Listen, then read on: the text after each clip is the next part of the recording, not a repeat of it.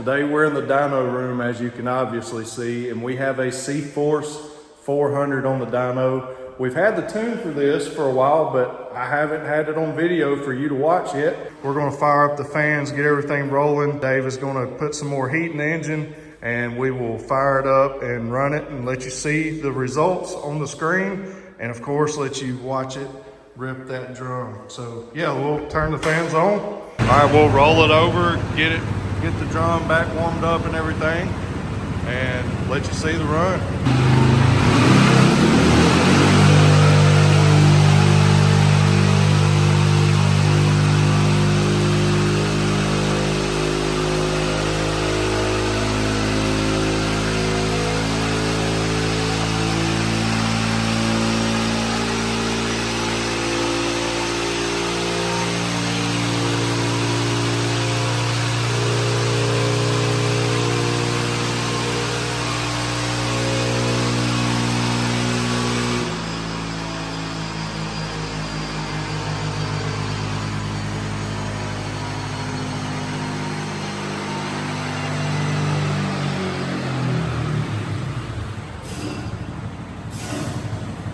All right guys, so that was the stock ECU tune. We're gonna put the Team MSC Tune in it, and we've got a Harley out here just thumping. This is one of our other tests, CFORCE 400s. We've been tuning all kinds of stuff, the billing, doing some more touching up on the CLX 700. Of course, the 650 NK, that's on video now, going to be posted. Yep, that's an exhaust as well. Then of course the Ripper, the 800 NK.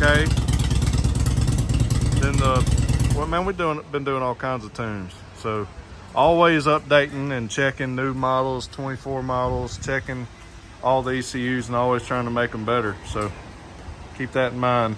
It's not a one and done process here. We check and go through different models, different year models and everything to make sure we're always giving you the best. So now Dave, he's putting in the Team MSC Tune into the ECU, and that's what he's doing now. But we'll flash right to him cranking it up and running the Team MSC Tune for you.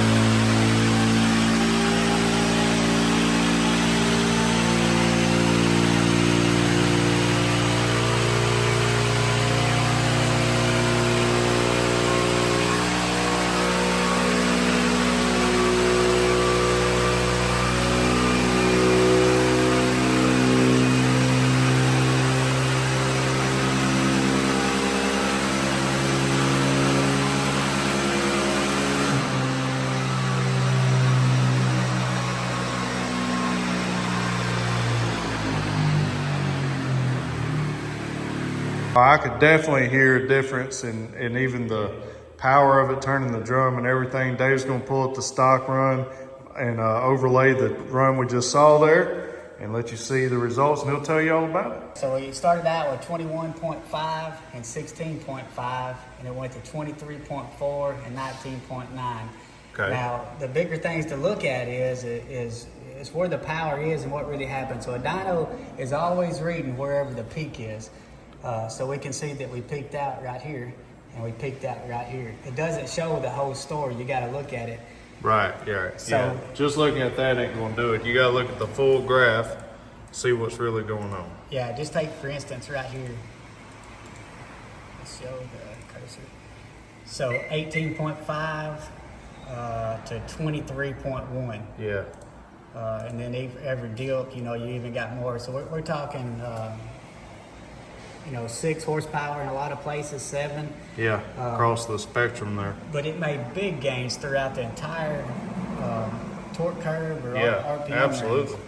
The blue and the black here is our torque curve. Right. And the red and the blue up here is our horsepower curve. One big thing about this one was it was extremely lean all through here, which you can tell by how much that we picked up. We picked that up, not off of timing on this one, but off of actually how lean it is when you first get onto it, which is also what builds up a lot of heat. I'm not talking about a little lean, it was a lot lean.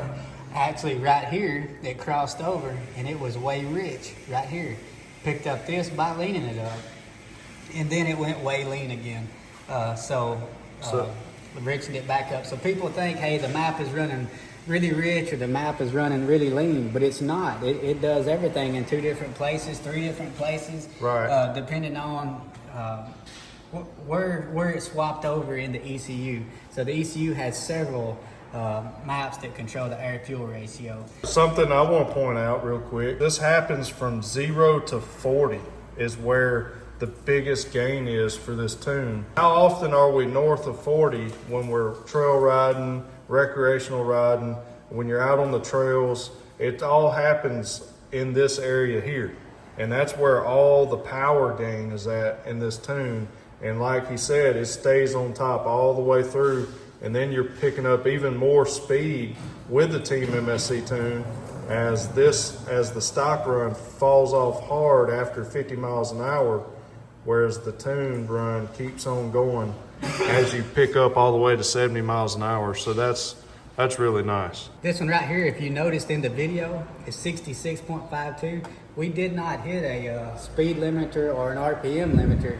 It just didn't have the power to keep pulling this drum. This drum weighs 3,000 pounds. Yeah. That's why it's slow. You'll see, the Z-forces and stuff will spin it a whole lot faster. It's almost a little bit too heavy of a dyno for the littler four-wheeler. A lot of times we'll do that on the other dyno that we have, but I was tuning Harleys and stuff on it and NKs. That was the big thing. It didn't hit the limiters, just like you see in the video. It actually just didn't have the power to go no further. And if you'll notice in our tune video, it had the power to pull it on out. Right. And you can see big differences in the power right here. When you're talking about something that only has 23 horsepower, every horsepower makes a big difference. We're talking 19 to 21 out here on the top, and that was enough to go ahead and spin this drum, get the clutch locked up completely, and pick up the speed.